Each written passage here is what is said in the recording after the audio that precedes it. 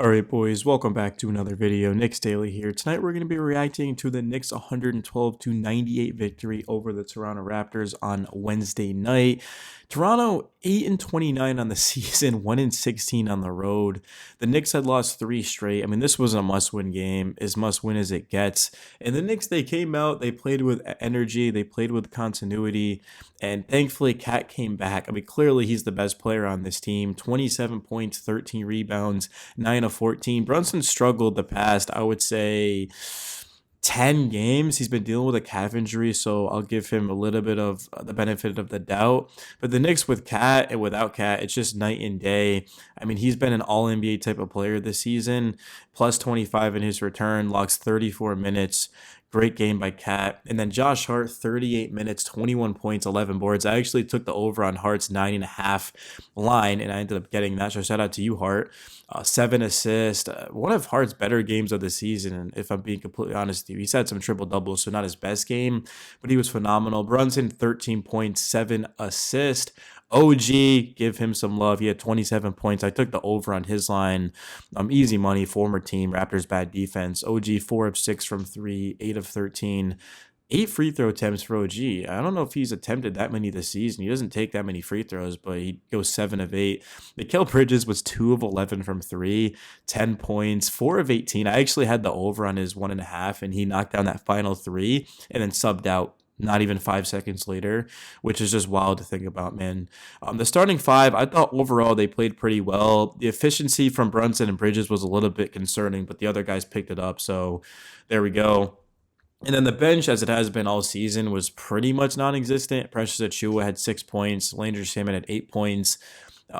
That was it. Campaign 11 minutes. He was been kind of quiet lately. I mean, Campaign had been shooting the lights out of the basketball, but the past several games, I mean, he's just basically, it's hard to even tell he's been out there.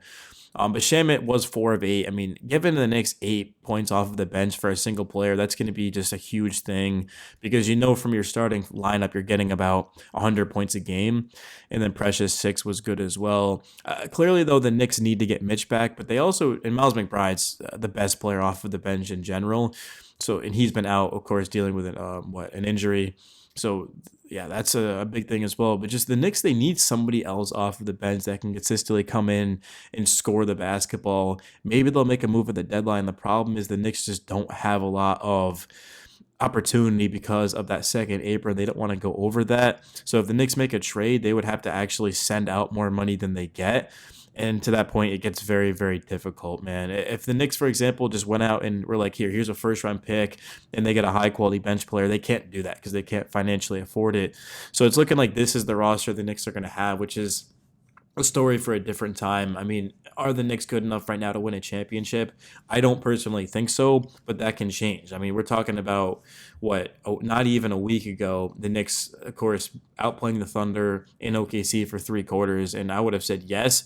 So, I mean, it's just way too early to tell, but I just think that the Knicks, their bench, they either going to have to play their current guys more minutes or they're going to have to go out and bring in another wing because Mitch is coming back, so I would say the front court set and then get another wing. Guards are set with McBride and Payne and Shamit and Kolek there. So they don't need a point guard or need a shooting guard. But just a guy who can play the 3 and the 4, I think, would be the best. Because if you think about it, Mikal, OG, and Hart are playing the most minutes on this team, and they're all wings and forwards. So that's that's where I'm at right now. But 25-13, the Knicks, I mean, like I said, 3 straight losses. Their next game is going to be big. It's going to be Friday night at home against the Oklahoma City Thunder, who did lose to the Cavs tonight. It was a very interesting ending. Bucks on Sunday, Pistons, Philly, Minnesota, Atlanta, Brooklyn. If you look at it, all these games are at home. Our next road game is not until next week, Wednesday. We've got 3 more home games in a row, and then that road game, and then we're at home for 2, and then at Brooklyn. But then after that, we're talking about 5 straight home games. So this is an opportunity for the Knicks to pick up some ground. Now, they are playing a lot of good teams. Not like these are scrub teams, but you're at home. You've got to find a way to win that.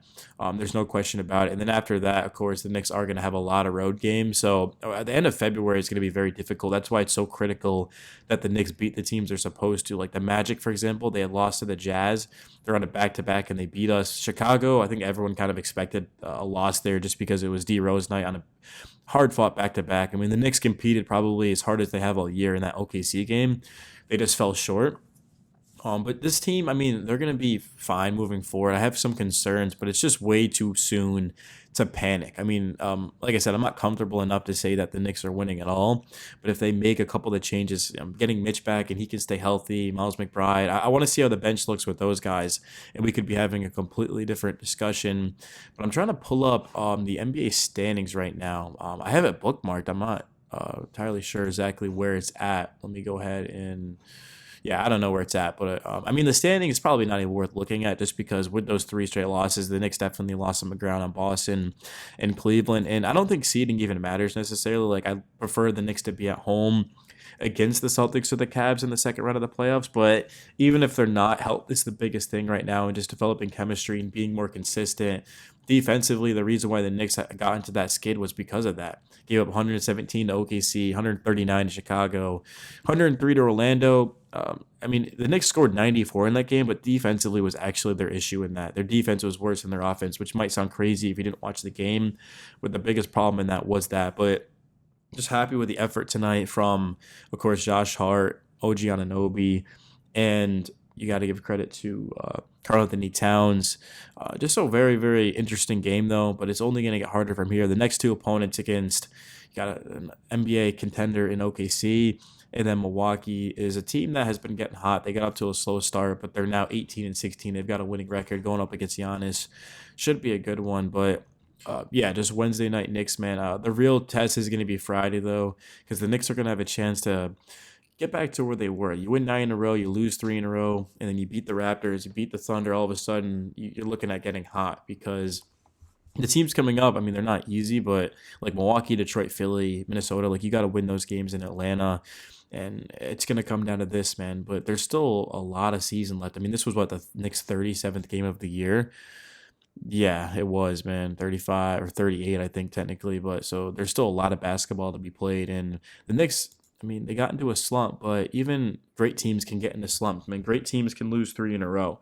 Not everyone's going to have the Cavs record or the Thunder's record or historic records, especially because those teams, I mean, the Thunder do have, well, Caruso's hurt, and they've also got Isaiah Hartenstein, but and the Cavs are the same team.